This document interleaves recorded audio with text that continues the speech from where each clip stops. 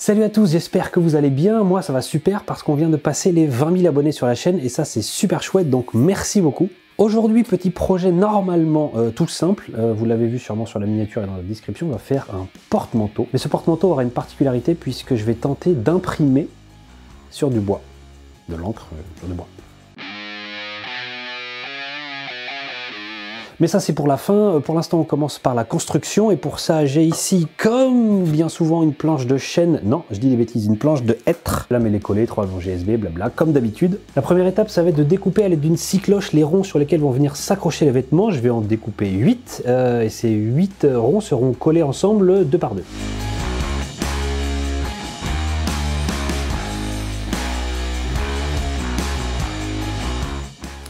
Bon, c'est un échec. Ma scie cloche est foutue, faut que j'en rachète une autre. Mais c'est pas grave parce que j'ai un plan B. Si jamais vous voulez refaire ça chez vous, avec une scie cloche ça marchera très bien, mais comme moi ça marche pas, je vais utiliser la CNC. Ça devrait aller avec la CNC, quand même. Bon, j'ai quand même insisté avec la scie cloche parce que c'est surtout le forêt qui était de mauvaise qualité. En le remplaçant par un autre forêt, ça perce un peu mieux. Mais la scie cloche autour, de toute façon, était elle aussi de mauvaise qualité. Et de toute façon, elle est assez vieille. Bref, c'est pas grave. Donc, j'en rachèterai peut-être une autre pour un autre projet. En attendant, je vais quand même faire ça à la CNC.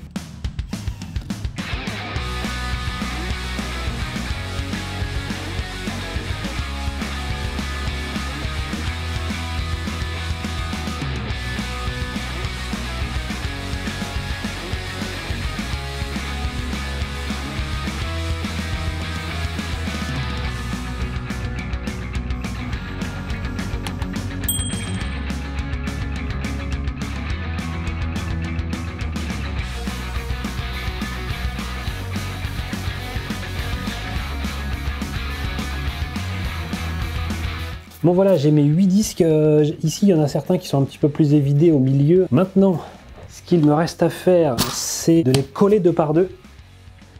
Hop, donc de les coller 2 par 2, donc un avec la petite forme un peu évidée, donc normalement il y en a 4, 4 avec 400. Donc là l'idée, hop, c'est donc de les coller ensemble, avec la forme évidée sur l'extérieur. Histoire qu'il soit bien centré, je prends une vis du diamètre interne, c'est-à-dire ici c'est 6 mm, c'est la fraise que j'ai utilisée sur la CNC avec une petite rondelle. Comme ça ils sont bien alignés et en plus je peux profiter de cette vis pour m'en servir donc de serre-joint. Voilà.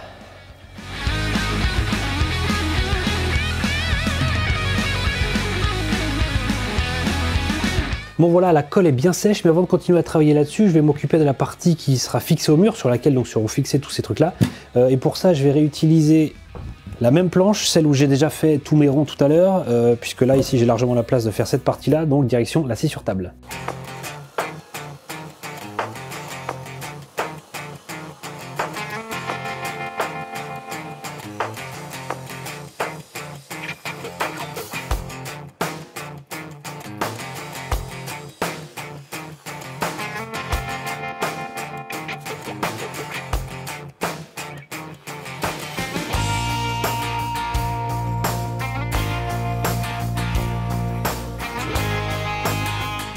Bon, voilà, ma planche est faite, maintenant j'ai plus qu'à venir tracer l'emplacement des trous que je vais devoir faire pour pouvoir venir fixer ces petits machins là.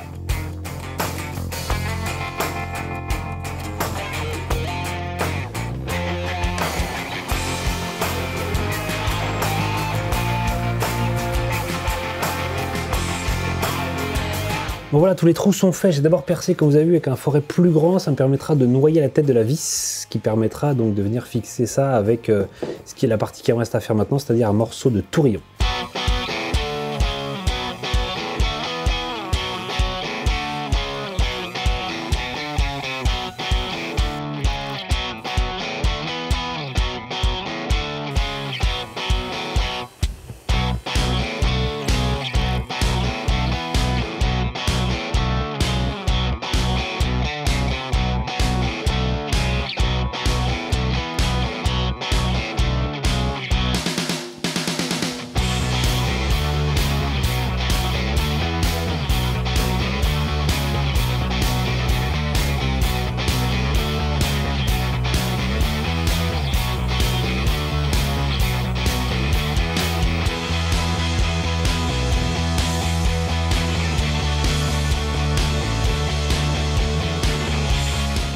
Bon voilà, j'ai tous mes éléments. Vous avez peut-être remarqué dans la plaque de base ici, j'ai rajouté 2 petits trous, c'est juste pour la fixation murale. Donc maintenant, j'ai plus qu'à tout assembler, mais avant ça, la petite étape qu'il faut que je fasse, c'est à l'aide d'une vis qui servira à fixer tout le bazar qu'il y a ici. En mettant ça dans un trou, il faut que je vienne forcer parce que le trou que j'ai fait là est volontairement un petit peu trop petit par rapport à la tête de la vis, ce qui fait que en prenant ici des rondelles et un écrou papillon, en venant forcer sur l'écrou papillon, la tête de la vis derrière va s'encastrer dans le bois, ce qui fait que ça va tout verrouiller.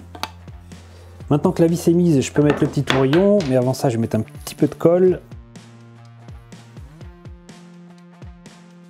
Encore un peu de colle pour cette pièce. Et après, une rondelle, un écrou et on visse. Et voilà. Bon voilà, l'assemblage est terminé. Ce que je vais faire maintenant, c'est reboucher les trous ici, là où il y a les écrous, parce que c'est quand même pas très joli. Et puis je vais en profiter aussi pour gommer quelques imperfections dues à la fraise quart de rond là, qui m'a permis d'arrondir ici les angles.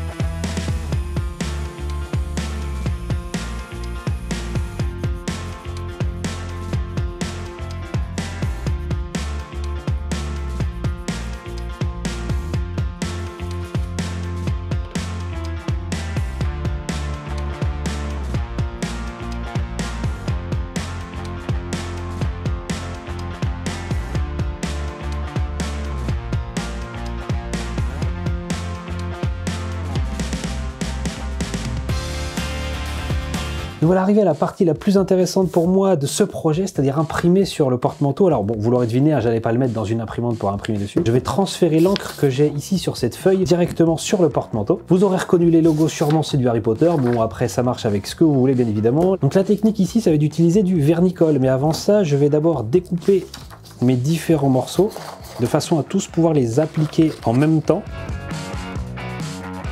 Voilà, j'ai mes 4 logos que je veux appliquer. Donc maintenant, je vais prendre un peu de vernicole ici avec un petit pinceau. Je vais en appliquer à l'endroit ici où je veux mettre un logo. Voilà, après, il faut faire la même chose sur les feuilles. Alors, je ne sais pas exactement comment je vais les mettre. Alors, petit aparté, bien évidemment, il faut imprimer les feuilles inversées. Enfin, les logos, il faut les imprimer inversés pour que le logo apparaisse dans le bon sens une fois transféré. Il faut en mettre partout où il y a de l'encre. Une fois que c'est fait, on l'applique. Alors le problème, ça va être de viser.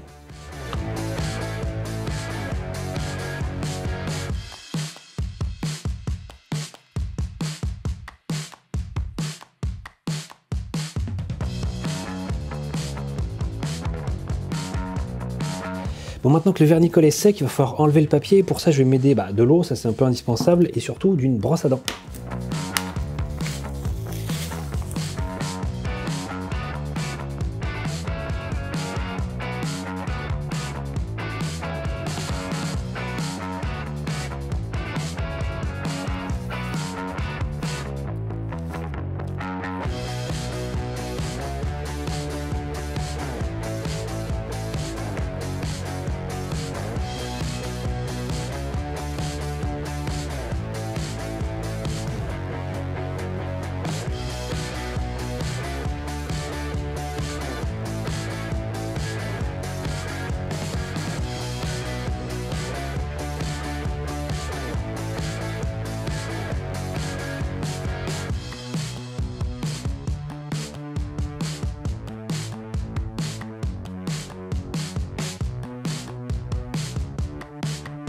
Et voilà, c'est terminé, je suis très content du résultat. Le transfert s'est plutôt bien passé. Alors l'inconvénient, c'est que j'ai utilisé une imprimante qui n'était pas forcément d'hyper bonne qualité, ce qui fait que les dessins en eux-mêmes, déjà sur le papier, n'étaient pas hyper propres, ce qui fait que ça se ressent ici aussi. Bon, c'est pas très grave. C'était surtout un essai. Maintenant, je sais que cette technique marche hyper bien et ça, c'est franchement sympa. En tout cas, voilà, c'est la première fois que je testais cette méthode et donc je suis très content.